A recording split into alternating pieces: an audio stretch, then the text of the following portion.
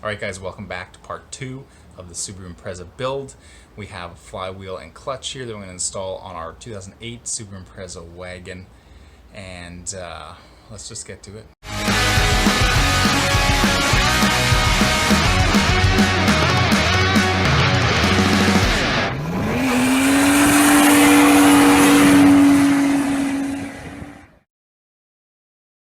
So this is our project that we picked up just a little while ago, and it came to us without a working clutch.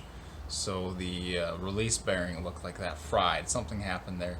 So we just dropped the transmission. Now we're going to get the clutch, flywheel, throat bearing, all that inspected.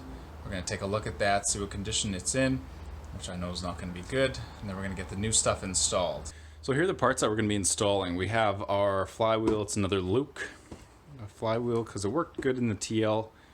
I've had no issues with that, so I figured might as well just get that. It's one of the cheaper ones, and it's still a decent brand name, and I've had good experience with him. So got that for the flywheel. Got ourselves the Exity clutch kit because this is actually what Subaru uses from factory, as far as I can understand. And you know, it's not that much more expensive than your mid-range kind of clutch, so I figured I'd go with that. That should last me quite a long time. And then I've got my Mahle rear main seal, so those things will be getting installed shortly. So let's just hop into the car and take a look at the clutch. So first inspection under here, you can tell that there's some definite wear around where the release bearing hits the pressure plate.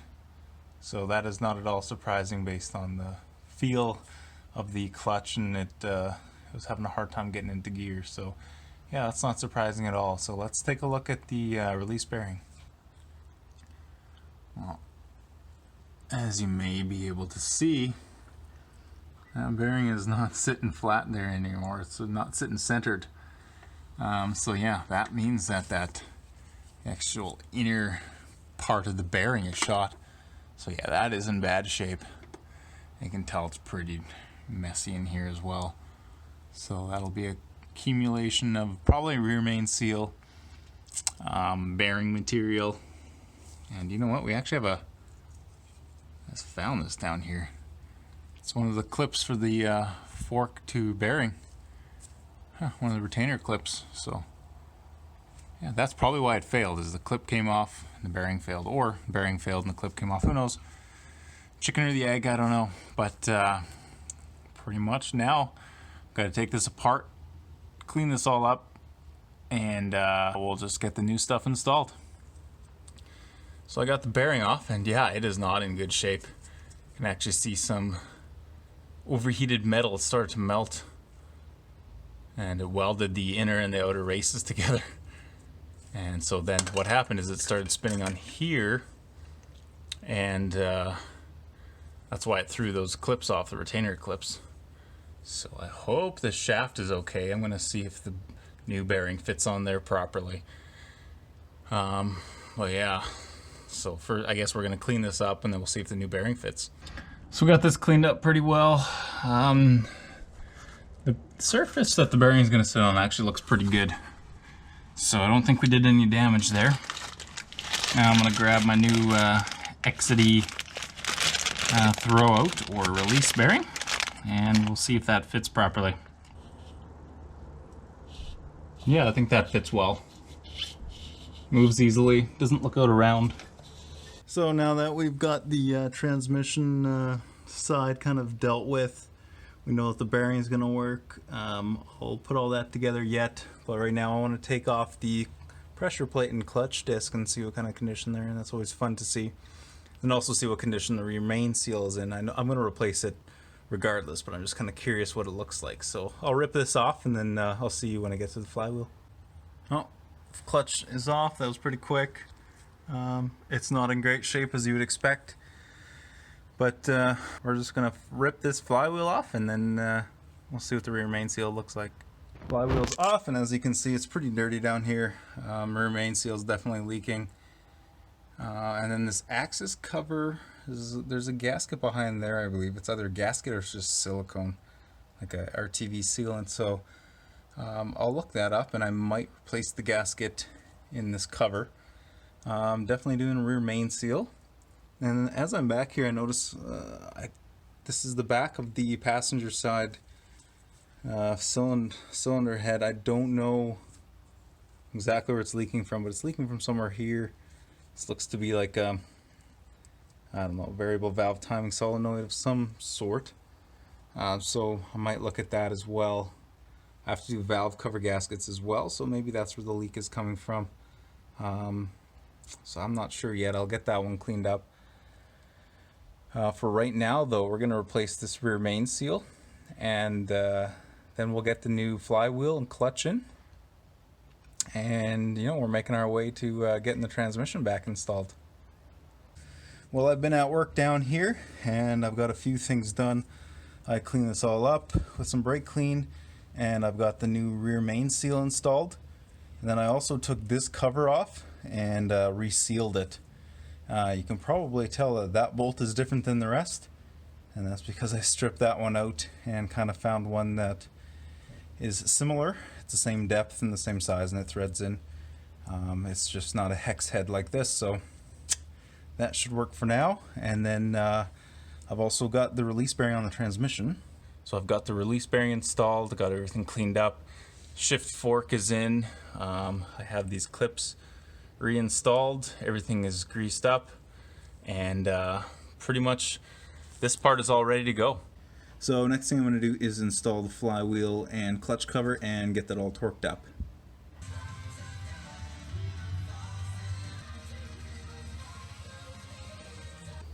Okay, now that all the shiny new parts are installed, I've been working hard at it. Yeah, right.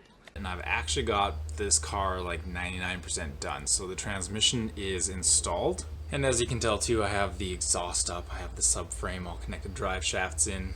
All the fluids are in, rear diff as well as the transmission.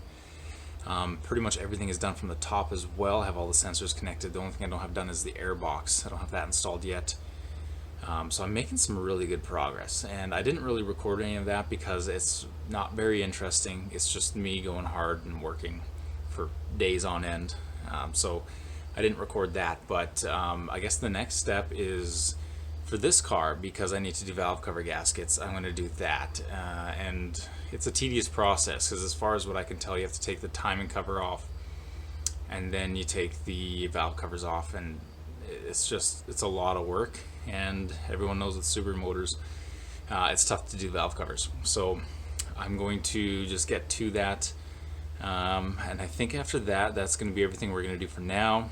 Once that's done, I'll put some oil in it and the car should be ready to run. So I'm going to get to that, and then we can see this car driving. Well, got the old valve cover gaskets and spark plug gaskets out on the one side. That's the passenger side here. The valve cover's all back in. That went actually a lot better than I was expecting. I couldn't get the valve cover out because I still had the front timing cover in the way, which I didn't have to take off, thankfully. But I was able to get the new gasket in there, seated properly, and the spark plug gaskets. So now I'm just replacing the spark plugs, and I'll get the new ones installed, get them all gapped, and then this side is done. So I'm finally ready to take the driver's side valve cover off. I have the one last bolt here. It took me quite a while because this bolt in the bottom back there, of course the one that's most difficult to get at, I stripped the crap out of it, so you can probably tell this thing is demolished, and nothing I was doing was working. I couldn't even get a tool in there, so I ended up taking the motor mount bolt off and lifting up the motor to get some access, and then I bought myself a nut remover kit, and so I used this guy here, and that just worked magic because that got this thing out finally. It was very tedious and took a lot of work, but it finally worked. And so now I'm going to get the rest of the valve cover bolts out, replace the gasket and the spark plug seals, and then I'll have to get a new valve cover bolt for that bottom one that I ruined, and then we're ready to put it all back on. Alright guys, I got that last bolt I ordered from Subaru, so I've got both valve cover gaskets done, along with the spark plug O-ring gaskets. Got spark plugs done on all 4 cylinders, and I got everything tidied back up. I have oil in the motor, batteries installed, air cleaners installed. It's looking nice and tidy in the engine bay now, so we're ready for the first start. And after that, we'll check for any leaks, and if that goes good, then we're going to lower the car to the ground and see if it actually drives. There it is. Okay.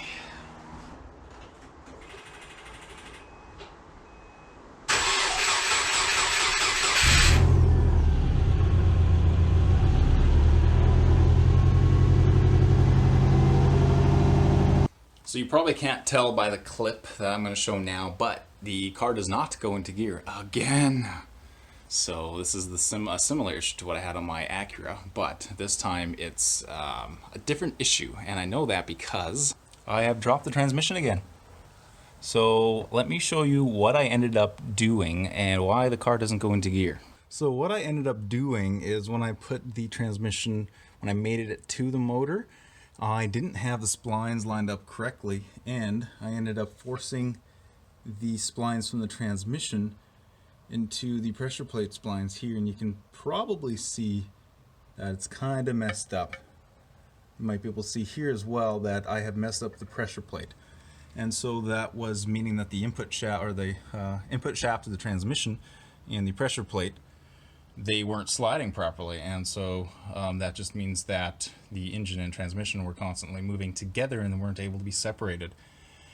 So I mean, as annoying as that is, it's going to be as simple as $100 pressure plate. Sorry, I keep saying pressure plate, I mean friction disc. So the friction disc. So it's just as easy as replacing the friction disc. I'm ordering a new one from Exedy, so that'll be in a few days, and then I can get this thing all back together, and then if I do it right and install the transmission properly and aligned into the friction disc, then we should be good to go. So looking here at the input shaft of the transmission, I was worried for a moment that I may have wrecked this as well, which I don't know would have meant getting a new transmission probably. But it looks like I am good to go. If I look around here at the input shaft, it looks okay. So I'm gonna go ahead and just throw this thing back in once I get that new friction disc, and then we should be golden. So we're gonna end the video here. Unfortunately, it didn't end on a good note, just like the Acura TL video, which is, I'm seeing a pattern here. But anyways, I'm happy that I at least found the fix, because I know what I need to do and I know what I need to order, and I know how I can get this car back on the road. It took me a few days to get to this point because I was pretty frustrated having this issue again, and frustrated when I figured out what it might be. But now that I know what it is, I'm happy. I've had a few days to chillax. So now I'm pretty much waiting for the parts, so I'm going to end this here. And when I get the parts, I'll just install it. I mean, you've already seen me do that, so there's no use in doing that again and showing you guys how to do it. Because I mean, I do it the wrong way, so don't even listen to what I say anyways. So thanks for joining me again on another failed journey at MT Garage. Hope to see you guys next time. I guess it will be a few days until we have another video out. We have a couple of race days coming, so actually the last race weekend of the season, because I mean it's pretty much coming to winter time here. So one more hot lap time. I know Matt's gonna have Frankenstein there, and he's got new brakes, so that thing is sick. Eggplant's gonna have its last race day there, and that's gonna be pretty much it for racing for a little bit, and then we'll we got a lot more projects to come. So consider subscribing and liking this video. Please leave a comment just for fun and giggles, and we'll see you guys later.